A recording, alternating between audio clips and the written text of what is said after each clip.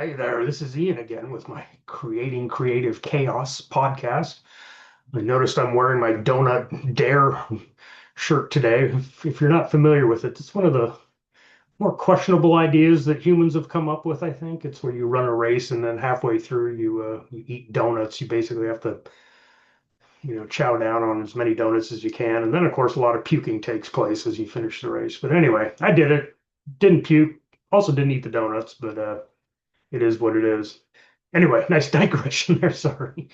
Um, so in this episode, I actually want to talk about something that's a little, I don't know if it's risque. It's not really, but the whole idea of incorporating alien relationships in, especially in realistic sci-fi, which is kind of what I'm in, which is what I'm really interested in.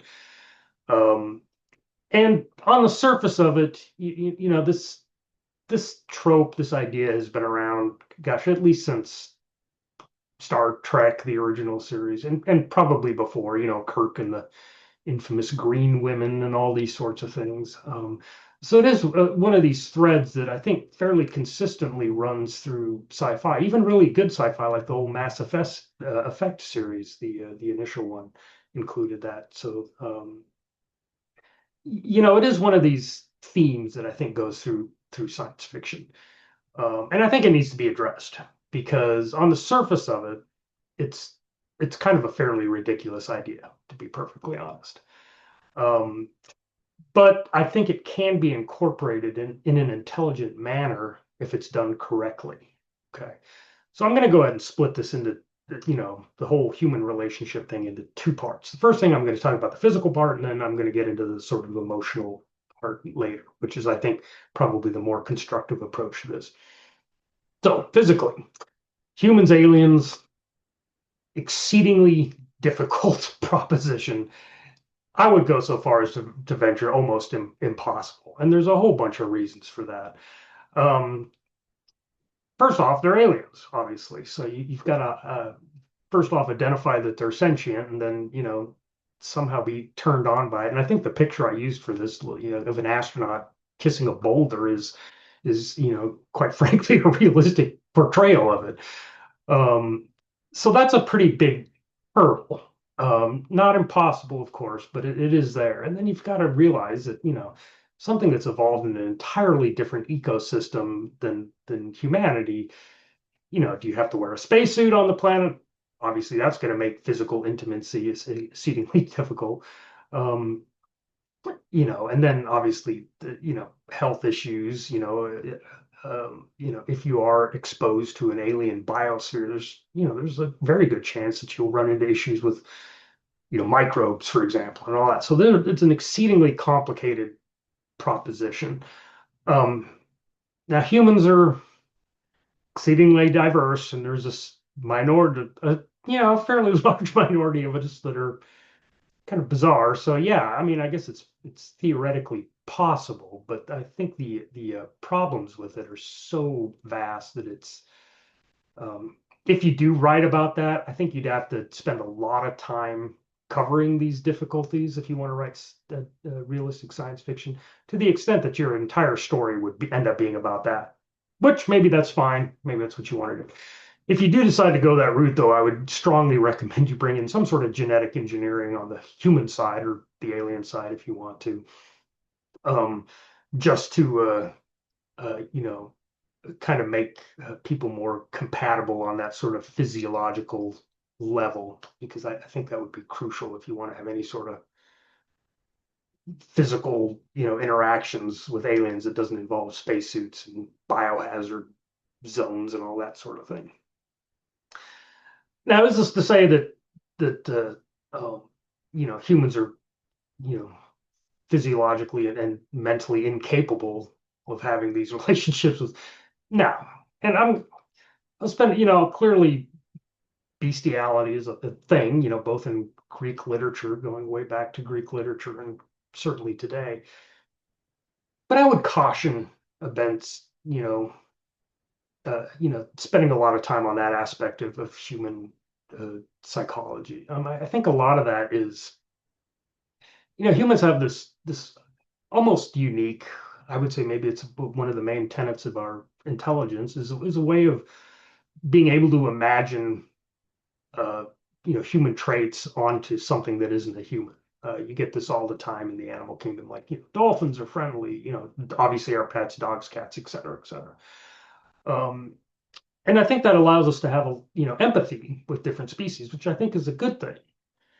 Um, I think that empathy can be twisted into something a lot darker and more exploitive, if you go down and start talking about, physical relations with terrestrial things that aren't human. Um, Obviously, do what you want, but I think it's such a dark aspect of human psychology that I think if you do want to do that, treat it very carefully and thoughtfully. Um, and it's not a good thing, I would say, in any way, shape, or form. It's basically sort of feeding the darker aspects, I think, of human psychology. Um, and let's face it, there's enough dark stuff going on in the world today. Why write another story about it? Maybe, try to lighten things up a bit. But again, that's just me. I'm not telling you what to do, obviously, although I would strongly caution against going that route. Um, but having said that, um, there's people that are let's kind of go on because as I mentioned before, about that sort of the being able to empathize with things that aren't human, because I think that actually plays into the second part of how and the more I think realistic way to have interactions, especially romantic interactions with aliens, would be by using that kind of that mental spiritual part of human psychology and of being a human. And I think that's actually pretty doable. When you think about it, humans actually form very, very strong emotional bonds with all kinds of things that aren't necessarily human. Our pets, obviously, platonic, very strong platonic bonds with our pets, to the extent that if you have a dog die, if you've ever had a pet die, that's emotionally devastating. Um, but I think it actually goes even beyond that kind of uh, bonding with another life form. I mean, people bond with their cars, with their Roombas, I mean, there's a very strong, I think, tendency amongst humans to want to communicate with things that are around. Like, like you talk to your Roomba, you talk to your car, you name your car. And so, perhaps these bonds aren't as strong as they are with, say, a pet, but they're definitely there to the extent that, if you've had a car for many years and you've named it and it finally gives up the ghost, you're sad. You actually do have a little bit of an emotional response to that. So playing on that kind of very human tendency, something that I think is one of those core things that makes us human. Oh, and actually another thing, like these new AI chatbots that are popping up. Very easy for humans to form very strong emotional attachments to what is essentially a line of code. Is that bad or good? I wouldn't actually say either one. I say it's something that's uniquely human, and it's serving a purpose for the entities that are involved, and they can be very constructive, I think, if done correctly and with mutual respect. Um, so having said that, I think actually having those sorts of very strong emotional bonds with an alien species is entirely realistic. Um, uh, And I think obviously something that I'm fairly certain would happen if we ever do run into an intelligent species. There's certainly going to be individuals, I would think, at least on our side, depending on the aliens, I don't know what be happening on their side, but there are going to be some individuals that, assuming we're not just dropping asteroids on each other, of course, but that would form very strong friendships and very strong emotional relationships.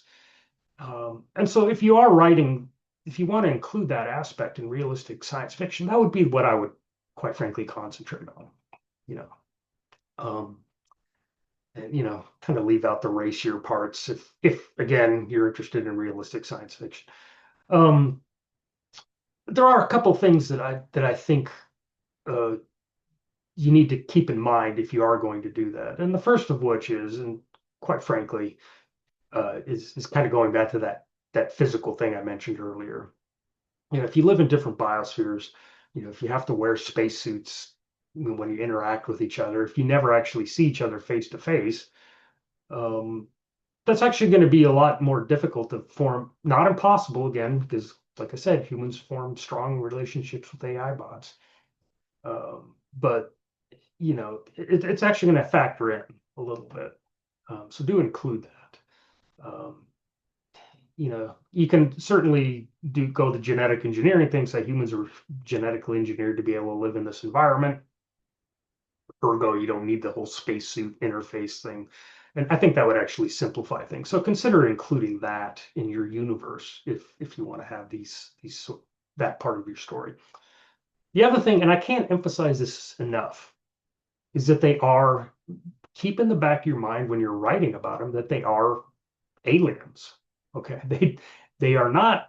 They did not develop over millions or billions of years in the same ecosystem like, say, dogs or cats or dolphins did, with us, or were built to human aesthetic needs and standards, like, say, a Roomba would be, or an AI chatbot. Um, so they have a very, if you're an alien, you should have, if you want to write it realistically, an alien mindset. And what's interesting about that, I think, is that, humans tend to project, so we're going to assume that this alien is, going to be reacting to these situations like we would. And maybe they do most of the time, but then I think throwing in something where they react totally in a total alien fashion, something that is not something that a human would even consider doing, and just kind of how that maybe impacts this relationship that the human thinks that they've got with each other, or friendship, um, might be an interesting story arc and an interesting thing to throw in there. And I'll give you an example of what I'm talking about here. Um, let's talk about robots. In the Praetorian Lexicon, which is the universe that I'm still writing in, one of the main characters is basically a war bot that has an AI, uh, it has an unshackled AI intelligence associated with it. So it was created by humans, was programmed by humans, the AI. So it's very much a human construction. So it has a lot of kind of similarities. And when humans interact with I call them Prate, um, you know, Prate actually does interact with the world in a lot of ways that humans would understand and can actually uh, empathize with. And he and the field librarian that he's actually, I'll spend a little bit. So Prate was actually stuck in a maintenance cradle after this war, and so to kind of stop from going insane, he ended up downloading a bunch of corporate motivational technique databases, and he kind of went through those as a way of understanding how to interact with humans. And so the first thing when he gets rescued by his companion, Lind, who is a field librarian, is going out responsible for collecting knowledge, retrieving and collecting knowledge, and helping the natives, figure out not to crap in their drinking water, things like that. Uh, so when they started interacting, he was interacting with her through this corporate motivational database, and which led to some humor in there. But as we got into book 2, they started actually developing a fairly strong emotional bond. But again, Prate is an artificial intelligence war bot that was programmed to fight, to kill humans, essentially. And so they occasionally which is how Lind starts referring to him as a he rather than it, um, occasionally responds to situations in ways that are entirely inappropriate. And I'll give you kind of an amusing example. Prate is brought into a classroom to talk about, the dangers of the, walking around ruined Terra and the European dead zone and all these things. And the class is really rambunctious. So he's about to fire a spread of gas grenades into the room to just calm everybody down, which is entirely within his rules of engagement for whenever he's encounters civil disobedience, which is how he was programmed. Of course, then Lind has to stop him. So it's an example of how this kind of, even though Prate is very human-like and has been programmed by humans, built by humans, there's still certain things that will crop up that kind of show, Lind in the story and actually the readers as well. Just that his approach to the world and how he interacts with it is not human at its base. And in another example, I'll continue with the kind of the robot example. If you're interacting with a robot that isn't, that you don't want to make as humanish, you can actually make it sort of a horror story in some ways, where this robot is very nice and very, seems to be interacting with the world in a very human-like manner, and then something happens that triggers this programming, and it does something that's entirely inappropriate.